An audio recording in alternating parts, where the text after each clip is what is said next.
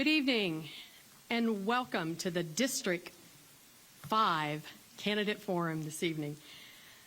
I'm Carol Eckelkamp with the League of Women Voters, Austin area. Our league partners with the City of Austin Ethics Review Commission to help you all in the audience and listening and viewing at home get to know the candidates that are vying for your vote. As a local chapter of the League of Women Voters, we are a nonpartisan political organization founded over 100 years ago. We consist of men and women promoting informed and active civic participation. Despite the divisiveness in our country, you all candidates sit here as examples of the good things in our democracy. If elected, you will represent the citizens of this district and will have the opportunity to affect change at the local level. This is how our democracy works. So let's get started. Today's questions were created and edited by the League of Women Voters of the Austin area with input from community organizations, government entities, and the general public. No candidate was given these questions in advance. These forums will be available at the City of Austin's ATXN network in the archives alongside all of your City Council and Commission meetings. Candidates will have 2 minutes opening statements and 1 minute closing statements and will be given a 1 minute to answer our questions. Our timekeeper will hold up a yellow warning card in the 30-second mark and a red stop card when the time expires during your answer sessions.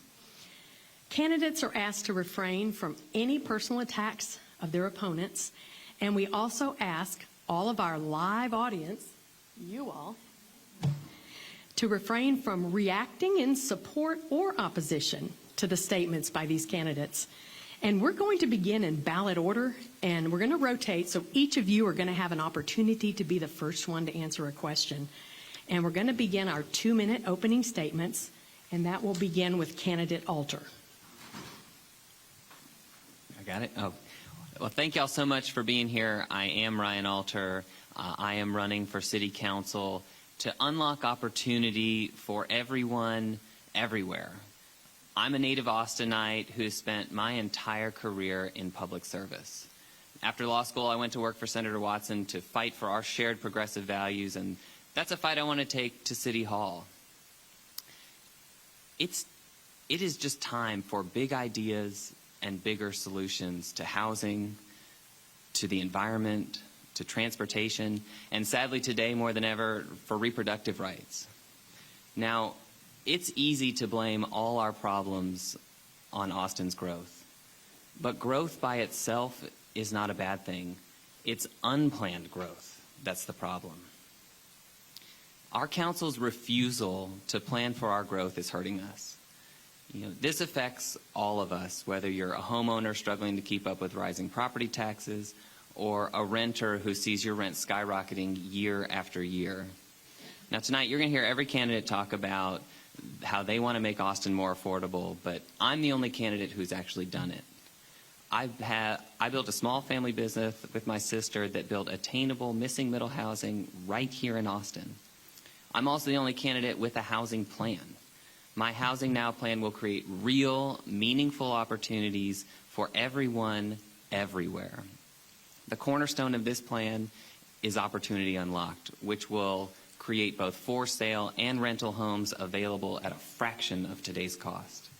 We have to have more options than just scraping a lot and building a large, expensive mansion, and my plan will do that. But plans by themselves won't save us. We need to elect someone who is going to be able to deliver real results for you and your family. I am that candidate, and I ask for your support. Thank you. Candidate Welch.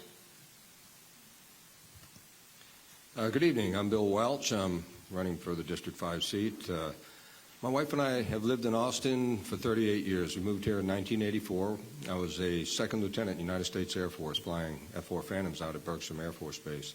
I left active duty and went into the reserve component, started into the business world, and have a variety of positions there I'll talk about in a second. But our first home, we've lived in this district for all 38 years. Our first home was just west of South First Street It was, and then we moved. We were fortunate. It was a duplex, very small place, but we were fortunate enough to move a little further down and get into a 1,200 square foot Milburn home.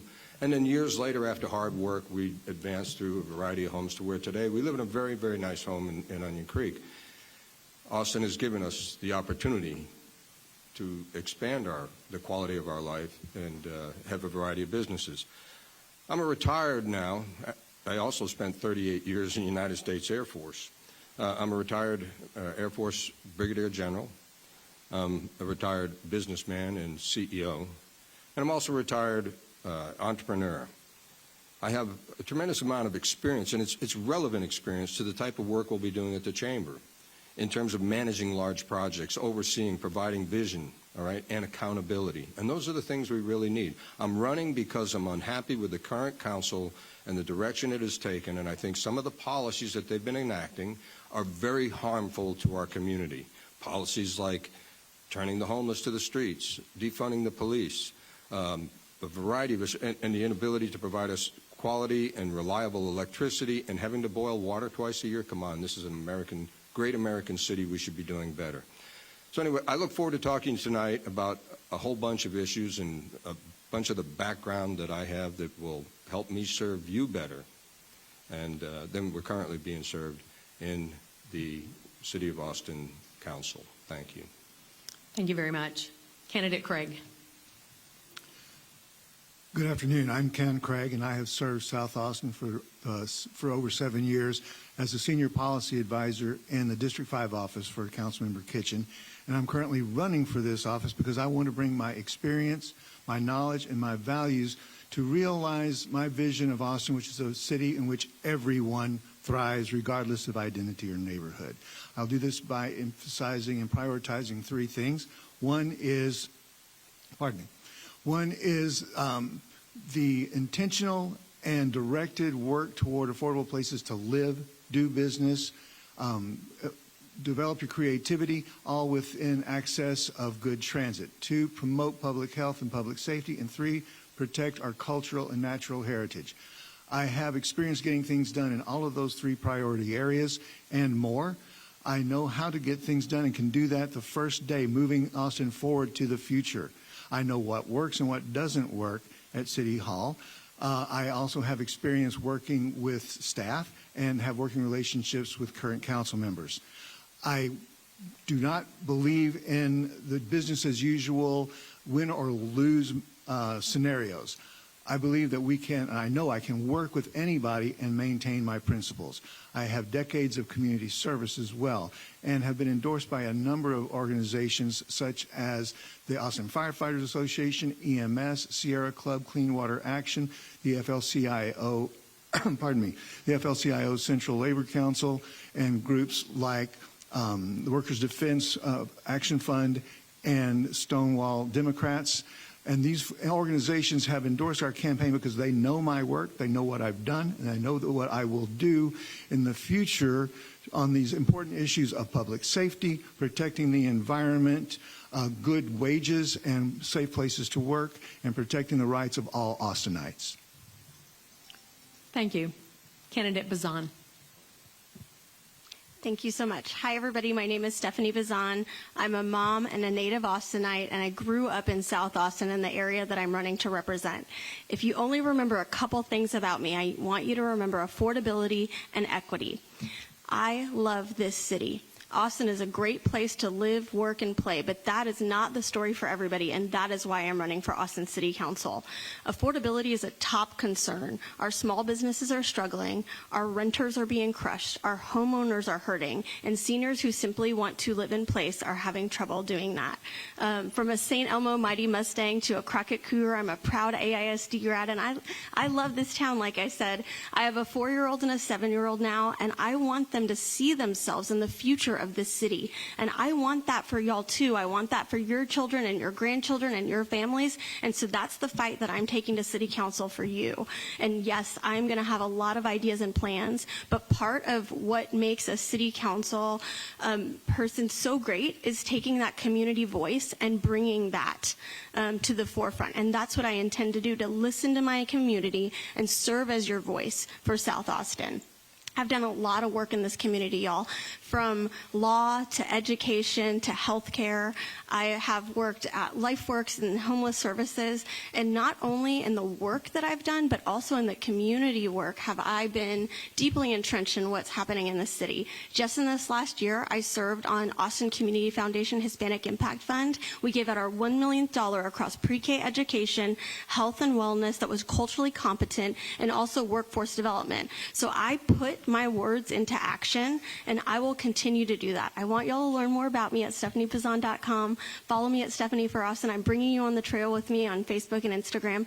Thank you so much for this opportunity. This is one of my favorite things, is being with people. Thank you. Candidate Velasquez Webman. Hey everyone, my name is Aaron Velasquez Webman. I'm an immigration lawyer, filmmaker, and entrepreneur, and as a hobby, I'm also a singer-songwriter. My wife and I moved here in 2019. So we're new, but we moved here because we wanted to start having kids, and where we were living in East Los Angeles became untenable for planning and having a family. I also spent a lot of time in San Francisco, and that place has also become completely impossible to live in. You can't walk in places that used to be nice places just 5 years ago because it's covered in feces and needles, and they failed in almost every possible regard with really extreme policy. Everything from public safety, homelessness, to affordability has been an absolute abysmal nightmare and disaster on the West Coast in major cities.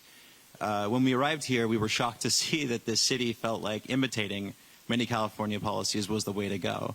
And even though I've only been here for a few years, I've actually managed to receive the support and endorsements from many native Austinites and groups that are lifetime Austinites. Just yesterday, I found out that Miss Ora Houston is actually supporting me. She's a longtime leader here in the city. She's a city council representative, and she's done amazing things here for the city. Restore Austin Leadership, the City Accountability Project have all endorsed me because they know that I'm sincerely about transparency and about shooting people straight. Sorry, there's a fly on my face. And actually trying to make a difference so that my family doesn't, that's a really aggressive fly, my family doesn't have to leave again. I'm going to try to ignore it to the best of my abilities. But to the extent that you guys are happy with the status quo, I'm not your candidate. I'm representing something that's completely different than the typical, archetypical politician that you guys have here. I don't want to run again for office. This has been a really, really grinding experience for me. I want to have one term, do as much as I can to find results-driven policies and metric-oriented policies, and then get out and find other people that aren't such insiders to start playing in this political game. Thank you. Candidate Anderson.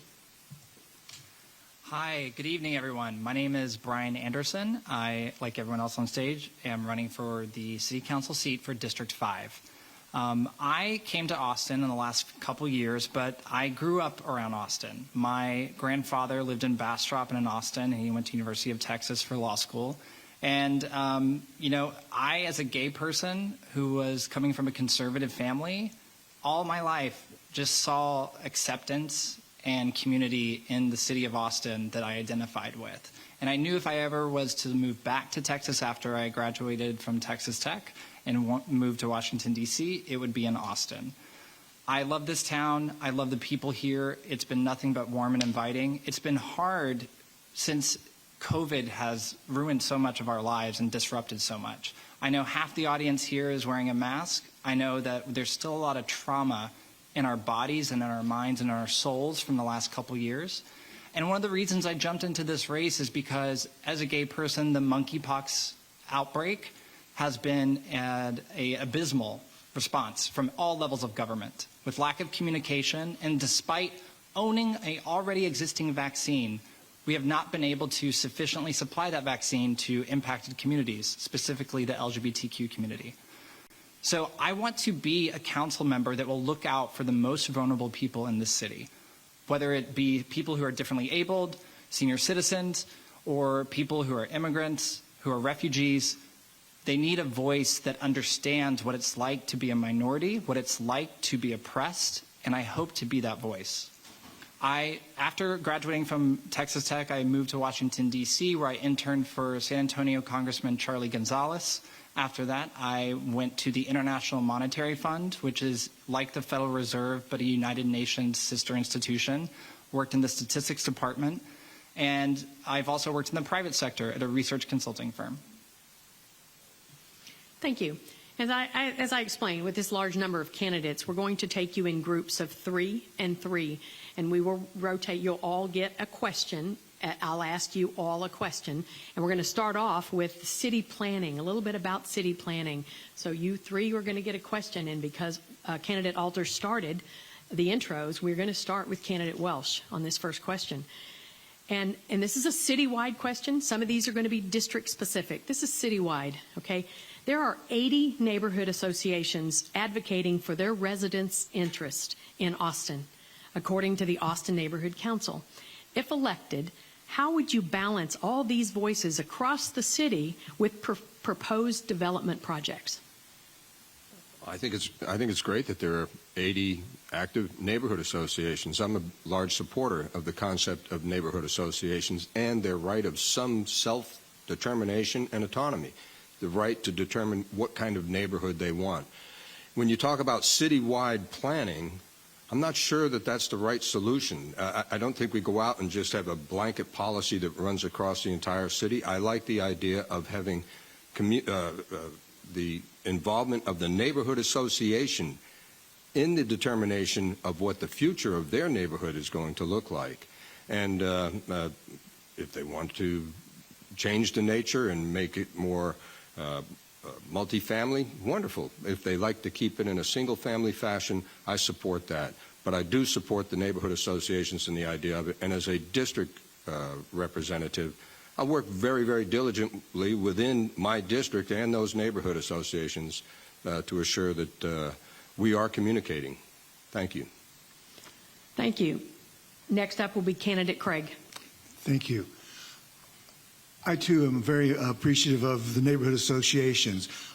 In our office, and I will absolutely continue to do this, we have a regular meeting with representatives of not just official neighborhood associations, but people who live in different neighborhoods so they can make sure that we understand the needs of each neighborhood. Planning is a real issue because there are a lot of places where we don't have a plan. And having worked on a lot of land development cases, I can tell you that, or land use cases, I should say, that where there is friction is where there's no plan.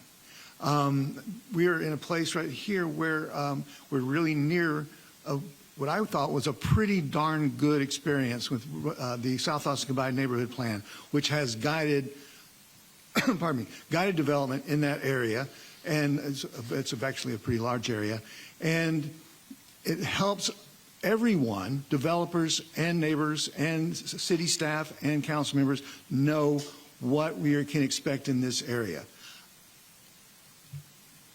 1 minute happens fast, doesn't it? Yeah, just watch. We'll give you the warning sign at 30 seconds that you're halfway through your answer. All right, so we're going to go over to candidate Alter. Great. Yeah, I too love that Austin has so many neighborhoods, and what I would love to see is the ability for everyone to live in all those neighborhoods.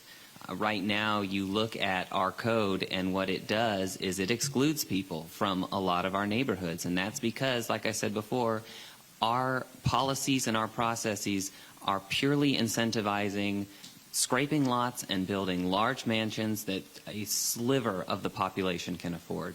And that's why I've put forward my plan, my Housing Now plan, and like I said, under Opportunity Unlocked, what it does is it recognizes the differences of every neighborhood, that some neighborhoods have large lots, some neighborhoods have small lots. Every neighborhood has different needs, and it takes that and says, we are going to fit within your neighborhood to create real options for people to actually afford to live. You know, wouldn't it be great if instead of that $2 million mansion, you had 4 smaller homes that still were very much within the character of the neighborhood, but people could actually afford? Thank you. And now we'll still be in ballot order. We'll start this next question with candidate Bazan. With Code Next off the table and no new land use plan in effect, should zoning be unique to each district or applicable throughout the city limits? Why or why not? There we go. Thank you for the question. I don't think that zoning should be unique to each district. That being said, we do need to look at what we've put the position that we've put ourselves in. Our code was built on exclusionary zoning to keep folks out. And we do need opportunities for people everywhere, a diversity of housing. We are in a situation where Habitat for Humanity is now building missing middle housing, the 200 to 300 area.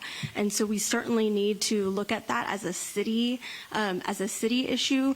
We are in a housing crisis, and we can't solve this bit by bit. We've been trying to do that, and it's gotten us into a worse situation. We're a decade behind. We've got people who are really struggling, and when we talk about people who are experiencing homelessness, we also have folks who are one emergency away from being homeless. And so we need to look at this as a city issue. It's not going to be easy, but we certainly can't piecemeal. Thank you. Candidate Velasquez-Wedman, please. Yeah, it wouldn't make sense to do it just in District 5 because the district's so big and has interests as diverse as the city itself. If it goes from Barton Springs to Onion Creek, it's pretty crazy. I agree with Bill, actually, about this, that a central plan to fix the city is a utopian ideal that's just ridiculous. It will not work. It won't happen. I do agree with Stephanie and Ryan that upzoning is probably healthy to look into and try to get done as much as we can. But the realistic truth is that we have to do everything that's possible to actually work with the various neighborhood groups, or this will not happen. Because the neighborhood groups are protected, and they can actually stop things from happening and going forward. And so this takes a lot of pragmatic grinding. And the realistic truth is there's no silver bullet solution, and anyone who promises you that is frankly not being completely forthright about what can actually be done in this regard. But yes, it's a problem, and we need to address it. Thank you. Candidate Anderson. It's an interesting question. I think the binary of should it be a city all or neighborhood specific is not the right answer or question. The answer should be both. So we can have macro policies and macro principles guiding our citywide code and still have the flexibility to be specific to each neighborhood and engage each neighborhood association. So when we talk about missing middle, I want to be clear, the missing middle housing is not a price range. It's not 200 to 300,000. It's actually a 2 or 3 or 4 unit home. So your single family home, the one that's currently in your neighborhood, remodeled to have 2, 3, or 4 family members in it. There's a lot of different ways that we can have more housing that's more affordable and increase our inventory for the city with including the neighborhood associations and providing a citywide plan that gets us to where we need to go at scale. I'm going to ask a few housing questions with a little more specificity, and we'll start with you, Candidate Craig. The city's strategic housing blueprint calls for 60,000 affordable housing units, to be built by 2028, including 4,000 units in District 5. So far, only 13% of those have been built. So please tell us kind of specifically what you would do to ensure that District 5 can provide enough affordable housing for everyone. And as I said, Candidate Craig, will you start that? Thank you. There are options that are going to be coming online. For instance, the Housing Authority of the City of Austin is looking at properties in District 5 in order to increase the number of affordable units that are available. Remodel and, an expansion of existing multifamily that's affordable has happened through the RAD program with HACA, and we've added units in that way, and we can continue to do that. I know that for fact that we can get 500 vouchers within the next year from HACA to increase the number of units that people can have that will be supported. There also, I'll go ahead and open up the permitting door here. One of the things that we can do is we can start to address the permitting backlog on affordable housing specifically. There are a number of things that are specific to that issue that need to be addressed. And thank you. Thank you. I like the tune, by the way. Candidate Alter. this is a huge problem. You look at the blueprint and the goals we set for Austin, and it's red arrows all across the board. We have not done nearly what we had set to do. If you look at District 5 last year, the 30%, which is the most highly subsidized but highest need level of affordable housing we need as a community, we built 3 units last year in District 5. Not 3 projects, 3 homes.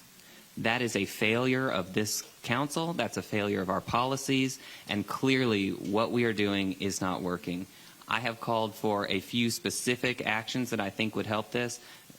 On the site plan process, which makes things incredibly expensive and take way longer than they should, I am calling for an expedited site plan process that would be free for any affordable housing project that gets them a cheaper overall package, but also people in the homes faster.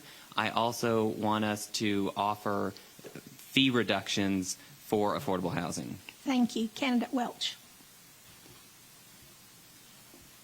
Whether you're an affordable home builder or whether you're a private enterprise home builder, I think we all experience the same difficulties. And that is that we have to deal with very, very onerous, burdensome, unnecessary rules, fees, costs that are associated with new construction and remodel. The city needs to speed the inspection process. We need more availability. If we're able to build these things quicker, we'll have more properties. We should lift the zoning and impervious coverage limitations along primary transit corridors. And I'm not only concerned, though, about new construction and affordability for people that are looking for homes. I'm concerned about those that are in existing homes. I'm concerned that we raise the taxes to the maximum extent every year. For people who are seniors and handicapped and for financially strapped individuals, I think we place a terrible burden on them. We have to be more respectful of the impact of higher and higher taxes and fees. Thank you. Same topic. I'm going to change the subject just a little bit, or the topic. This time I think candidate Velasquez Webman, if you'll answer first.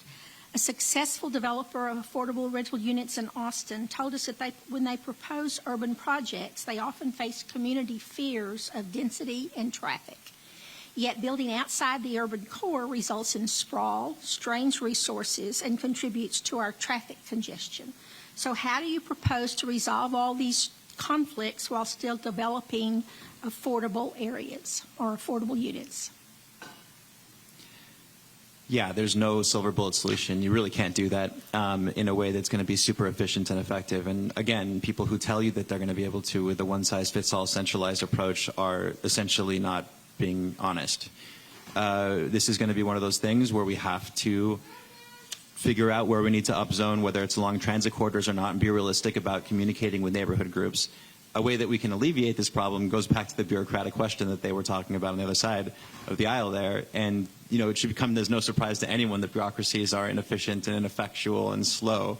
The way to handle them, though, is not necessarily maybe to let developers pay more money into some expedited process and effectively hold their projects ransom, but maybe we should actually implement proper incentives within the bureaucracies themselves and hold the people that exist in the bureaucracies, who are human beings as well, accountable through carrot and stick programs to actually make sure that they work more effectively. It's like, if you pay them more money, they'll effectively get your permitting process done faster. It's like, why don't we just do that quickly to begin with? It makes no sense to me. Thank you. Candidate Bazan. Okay. Will you pose the question one more I time? will. The developer of an affordable rental unit said that when they propose projects, they face community fears of density and traffic. Yet when you build outside the urban core, you get sprawl, strain resources, blah, blah, blah, blah, blah, blah. So how do you put all that together? You sound just like me with the added in. That's a great question. Thank you very much. And actually, I've had the opportunity to talk with a group who did a build in Zilker, and that was a concern. And one of the things that they did really well, and I appreciate, is they planned far in advance to start talking with neighbors and the community. And they didn't expect people to come to them. I think oftentimes we say, we're doing something. Here's our meeting or come to this event and meet and greet. They actually went in, they had teams that were on the ground, kind of like campaigning and field work, and met with neighbors who were going to be affected with that and built a coalition so that they had people in their corner who lived in the neighborhood, who knew the facts, who had 4 bullet points that they could say about this project that was coming in. And that made it so that the community was part of it. They didn't feel like something was being put on them. And then the builder was able to build with success. I think that I do want people to recognize that I don't want skyscrapers in the middle of neighborhoods, but I do think it's important that we have opportunities for people in different areas of town. Thank you. And Candidate Anderson. You know, I think it's important to understand terms when we talk about these things. So sprawl is just cars, roads, and single-family homes. So when we look at District 5, even near Zilker, it's still sprawl. So what we need, again, is that missing middle development.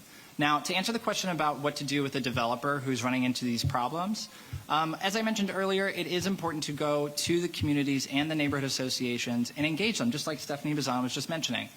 Now, as far as like how to juggle this trade-off between developing in the urban core and developing outside, I actually think Project Connect is a key solution to that. So the way that we scale up affordability and housing in our housing inventory is to have mass transit, not roads. The bigger and wider the roads that we build, as you know from I-35, it just creates more traffic. What we need is walkability, what we need is bike lanes, and what we need is transit. We have a lot of representatives here in the room and listening tonight from neighborhood associations. So there was a question that came in, and I think we're going to stick with that topic for a moment. And we'll start with this group, and we are back up to the top for Candidate Alter. The term neighborhood character could be a euphemism for racism and classism, and to some, it may something entirely different to them. How do you define neighborhood character, and how do multifamily buildings contribute to or detract from it? A neighborhood is what we make it.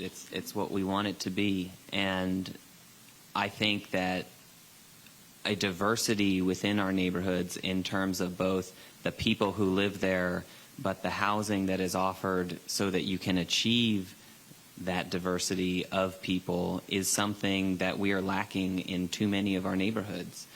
It's why I have the plan that I have, because we need to create those opportunities for everybody, everywhere, in all our neighborhoods. We can't just draw walls around our neighborhoods and say, this is how our neighborhood has been for 100 years, and this is how it's going to be for the next 100 years. You can have multi-unit homes, and in fact, in many of the neighborhoods that often resist any kind of building that's not a single-family home, they have some multi-family homes that, for some reason, hasn't destroyed the neighborhood yet. And so I think we really can do better as a city. Thank you. Candidate Welch. Well, as it relates to District 5, I mean, I've lived in the district for 38 years. I know every neighborhood. I've walked them in the past for other campaigns. And I would just say that I cannot find a single neighborhood that isn't diverse in terms of its the nature of people's race, whether their religion, their sexual preference, their economic status.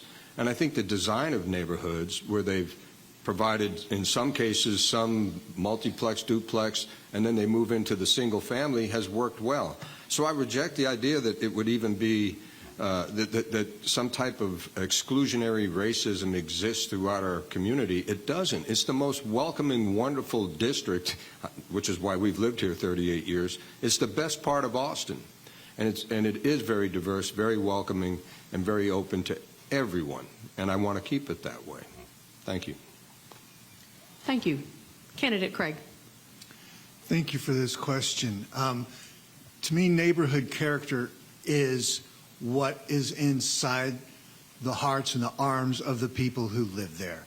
And I know we've been picking on Zilker a little bit, but I'm going to go ahead and continue to do this because I think that gets a bad rap unfairly. I had the privilege of working with the Zilker Neighbors, the Housing Authority of the City of Austin staff, and we increased the number of affordable units in this city center, high opportunity neighborhood from 40 to 120 and upgraded the quality of all of those affordable units. And those neighbors are exactly that. When you go to Zilker Elementary, you can't tell the difference between the kids, where they live.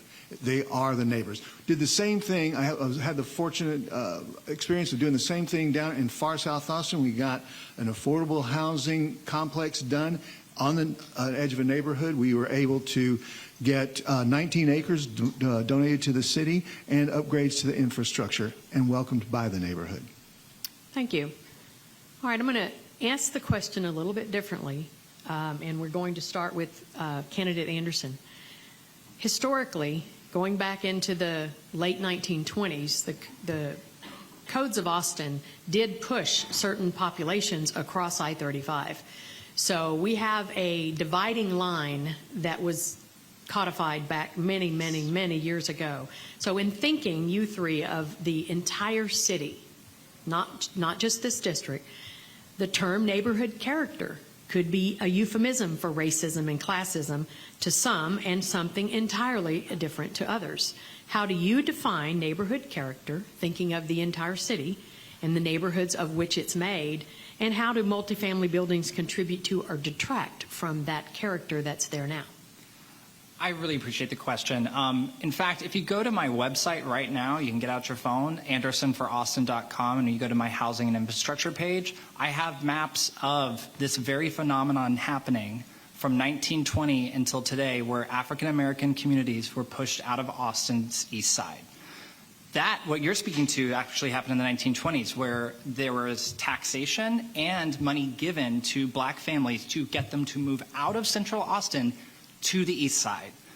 Now, regarding like this discussion around diversity and whether we are diverse or we're not diverse, whether there is racism or there isn't racism, whether there's any of that, what I want to make clear is that you listen to and believe people when they say they're oppressed and they're hurting. As a gay person, when I hear the words like sexual preferences, a lot of terrible things come to mind. So I want to say, when people say that they've been oppressed, listen to them. But to really address, oh, sorry, I'm out of time. 1 minute is so short. You know, we would love to have this as a tableside discussion. You know. Thank you. Candidate Bazan.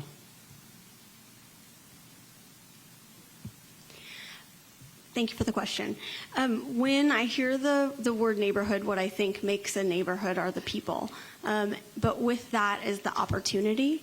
And so that's opportunity to get to parks, opportunities to ride your bike somewhere that's safe, opportunities to have public transit and good schools.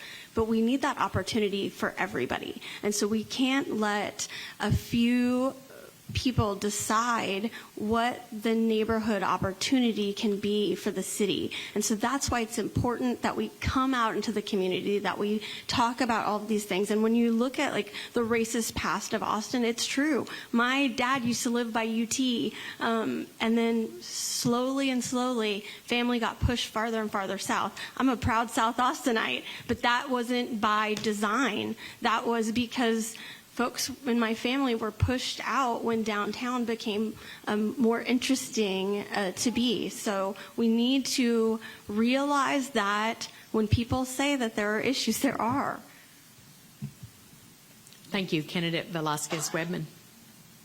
Yeah, so I live in Zilker, and I think that I met like one other I'm Mexican. I met like another Mexican a couple weeks ago. She lives a few blocks down. She's also from Los Angeles originally. We were marking upon how it's the whitest area we've ever lived in, and it's not like it's really funny to say that it's diverse. The city is not diverse, and historically speaking, it's done obviously terrible things through its policy, eminent domain, and other sorts of horrible situations that have led to consequences that were not desirable for anyone. That said, it's really, really dangerous to start projecting these kinds of bad intent onto people modernly, where we are now in 2022. I think that to assume that someone's racist because they want to preserve the character of their neighborhood is a dangerous game to play, and it vilifies all sides, and it doesn't allow us to really come to the table to try to actually figure out how to best solve the problems that these neighborhoods in our city is facing. And it's not a good idea. So we have to recognize how bad history was, but not continue to bring it into the present. Okay, are you ready for a police question? The Austin City Council recently passed on to the voters next May the ordinance that would have removed the Office of Police Oversight Employees from the police department's benefit and salary system and to establish it as an administrative office, although council could have approved it. It would have allowed the Police Oversight Office independently to examine complaints against officers, to have greater access to internal discipline records and officers' camera footage, and also to have more power to suggest disciplinary actions to the police chief. The question is, philosophically, do you think passing it on to the voters was a good thing, or do you think they should have just passed it then? And Candidate Welch, you can start. I don't think they should have passed it and put it on to the voters. I think what we're doing is we're continuing to lay the burden of service by our police officers, a very, very heavy burden on them by painting them all with one brush. I don't want to be painted with a single brush. Nobody does. And there are a few bad apples in every business, in every environment that we're in, and those need to be called out. And that's what the group is supposed to be doing. Accountability is something that the council brings to this process. And when we go in and we review and talk with the people that are in charge of it today, they should take care of the problems. And I think they have been. I think we have a good force. I've ridden with them. I've done ride-alongs, and I'm impressed. These are quality, professional people. We need more, and they were less willing to come here of quality because of the burdens that we're placing on them with such tremendously intrusive oversight. So, thank you. Candidate Alter. So one of the points of discussion on why it was pushed back was a fear that if we passed it as a council, that the legislature would come in and preempt it and have that policy be statewide. We can't, as a city, make decisions based on what we think the legislature is or is not going to do to us. The legislature is going to attack Austin no matter what we do. It's just easy politics. And so, as someone who's worked there for a long time, I can tell you there will always be a reason why Austin is the worst and needs to be punished. But I think that the Oversight Act is good policy that we need to have. You know, both officers and the public need to understand that when there is either misuse of force or not, just any action that is taken with regard to a police response, those actions are going to be held accountable. And this act, I think, would have done that. Candidate Craig. Thank you. 100% I believe that it should have been passed. There's no reason to continue to couple that with the benefits package. The Office of Police Oversight needs to be independent and authorized. Until there is confidence in oversight of the police department, there will always be a certain level of distrust. There will certainly be looks askance, and that's not helpful for our community. Officers that I have worked with, whether it's in the district reps or just in ride-alongs, are here to serve. They need to be out in front, as seen as servants, and not have the public feel like they're being protected or shielded. When there is that trust and confidence in the police department, then you'll have much more community cooperation and a different relationship between the community and the police. Okay, I'm not switching on the other three. Same question. Candidate Bazan. Do you mind restating the question? It was, it was when the City Council, instead of passing, removing the Office of Police Oversight from the Police Department's benefit and salary system and to establish it as an administrative office, but they pass it on to the voters rather than pass it itself. And the oversight, what they would have done was give the police oversight office the ability to examine complaints against officers, to have access to internal discipline records and officers' camera footage, and to give them more power to suggest disciplinary actions to the police chief. Yeah, thank you. Sorry, after hearing everything. Would you have voted to approve it, or would you have, or not, or would you pass it on? Absolutely. I was there that day at City Hall, and I would have voted to pass it. I know that a lot of people were wanted to put it into May because of the legislature, but I think as a city council, we need to stand up for the Austinites at the time that we can, and then we can fight the other fight as it comes to play. We have a lot of trust issues with police, and we certainly have been talking about accountability and what we can do about that. And this was a place where people were actually able to come together, even folks who voted against it to move it to May, Councilmember Villa and some others. The reasoning was, again, because of the ledge. And I don't think that we should look at what the legislature is thinking, and have that be a reason why we don't fight for our Austinites when we have the opportunity to do so. Candidate Vasquez Webman. I think at the core of this issue is a question that a lot of Austinites, when I ask them the question, do you feel reasonably confident that when you call the police, they'll come answer your call if there's an emergency? A lot of Austinites do not feel that way. And there's a major, major shortage of police officers in the city. There's a tremendous amount of vacancies, and a lot of really qualified people don't want to come work here because of the feeling they have on the policing side of feeling like the city's hostile to them. I think we should feel reasonably, we should have the expectation of being protected by the police force. Of course, we have to hold bad police accountable when they act out. Implementing from a high level all these sort of oversight regulations and policies does not help the situation. It actually may even strain it in the long run, because there's second and third, fourth order consequences that occur when you just kind of pass a policy that sounds good on its face and doesn't lead to the consequences that you want. And this is probably one of those times, and it's unfortunate that that's the case. Candidate Anderson. Thank you. I'm happy to answer any police questions. I will say very firmly that police reform is part of my platform. There is an apartheid system within policing across the United States. This is not special to Austin. This is happening everywhere. And some people feel safe with the police and they trust the police, and other people do not. So to paint a broad brush and say we all trust the police or we all don't, there's different experiences with the police based off of your income, your race, your sex, your gender expression, your sexual identity. So I want to make that clear first. I would have voted for the bill. I would not pass it on to the voters in May, because the people most affected by the police are those who don't have the luxury to go vote all the time.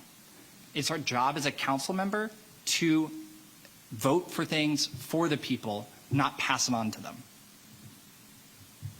Thank you. We don't have time for one more full set of questions, but I do want a one-word answer. Oh, no. Okay?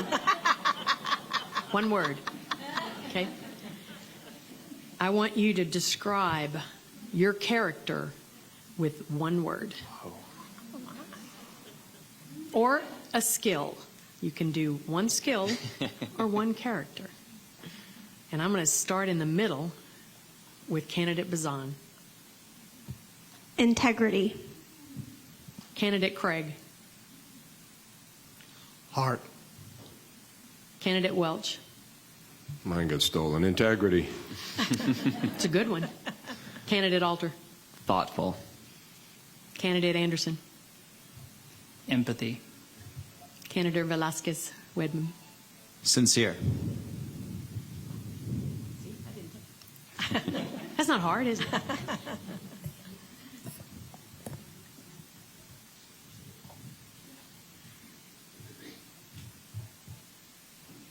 I really want to say thank you to the candidates very much for being here. Can you all give them a wonderful round of applause?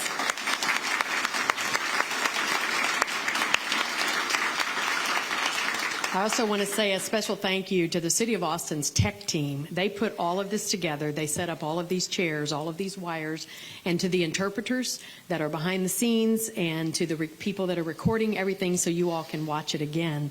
I really want to say thank you to all of you for doing what you do.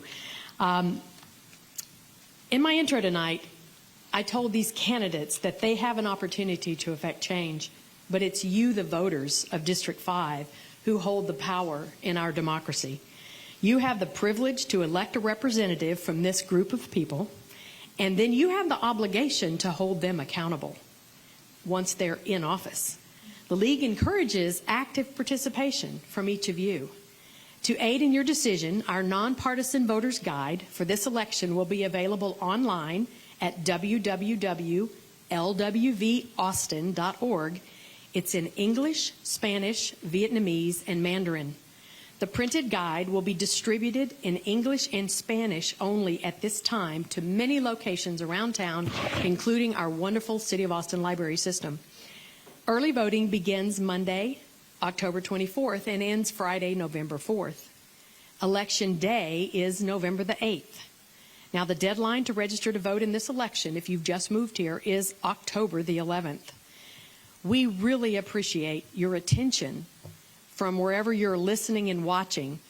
And I'd like to now give each of you candidates 1 minute to tell these voters why they are going to vote for you, because I think that's what we want to end on. I'm doing my closing, but I want them to remember you. So we're going to give you 1 minute each to make a closing statement.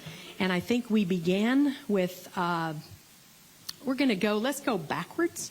And let's start with candidate Anderson for your 1 minute.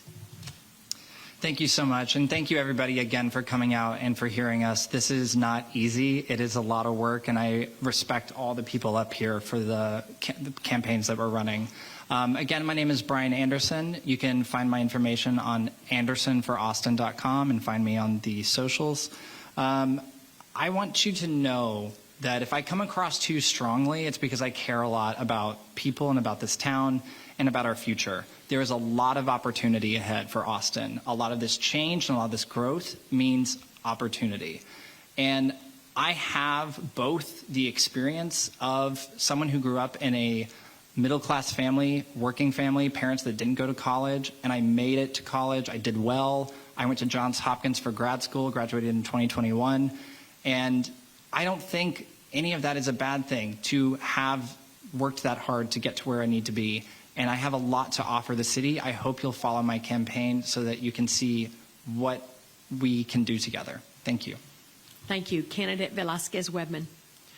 Yeah, I think my views are different from a lot of the other candidates here in that I actually don't think we should be forcing ideas down people's throats, that we should actually be taking people's votes into account and trying to figure out what the Austin actually wants. We are, after all, living in a democracy.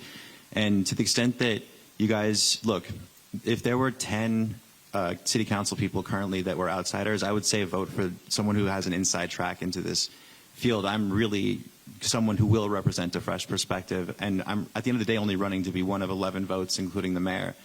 So what I can bring to this city council situation isn't necessarily silver bullets. It's not going to be utopia. It's going to be trying my best to bring a very sincere and fresh outlook to a system that has been, frankly, not doing that great for us. And if you guys are super excited about the direction the city's going in, I'm not your candidate. I'm someone who's going to represent something different. And I also agree, though, that it is a lot of work to do this. So it's great to see everyone here again for like the third time this week. Thank you. Candidate Bazan. Thank you so much. Thank you all for being here today and for spending this little bit of time with us. I really appreciate it. There was a poll that came out recently that said that Austinites did not like the direction that the city was going. And I feel that way too. I think that Austin needs a fresh perspective, somebody who's not a City Hall insider, somebody who's been a part of the community and wants to bring that voice to City Hall.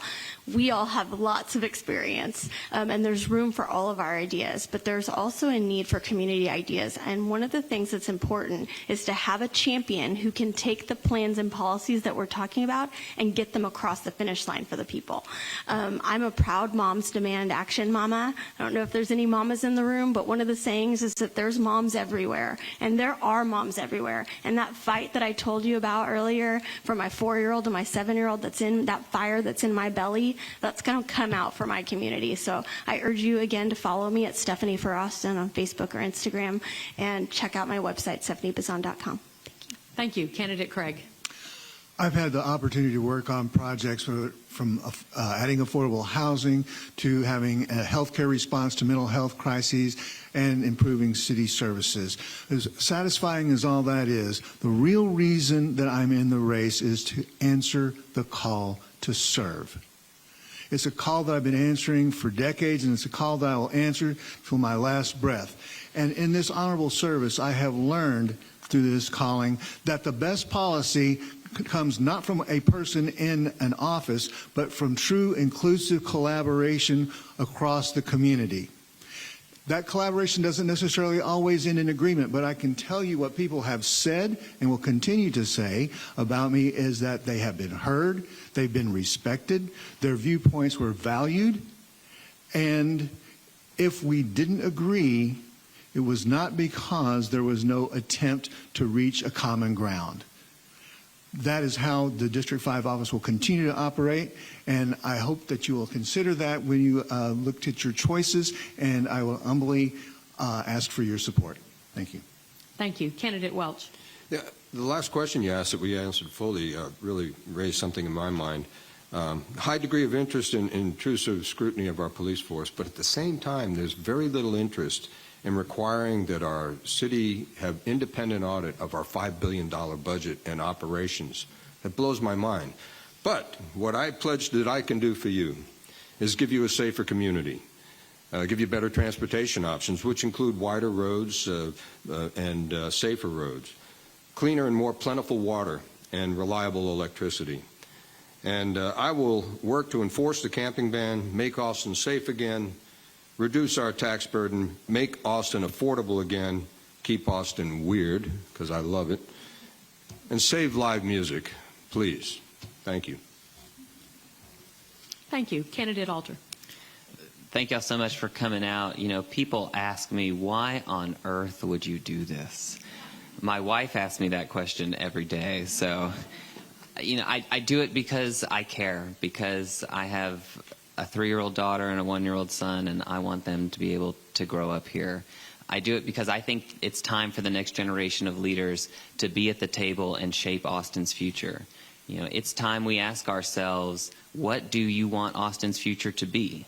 And who do you trust to get us there?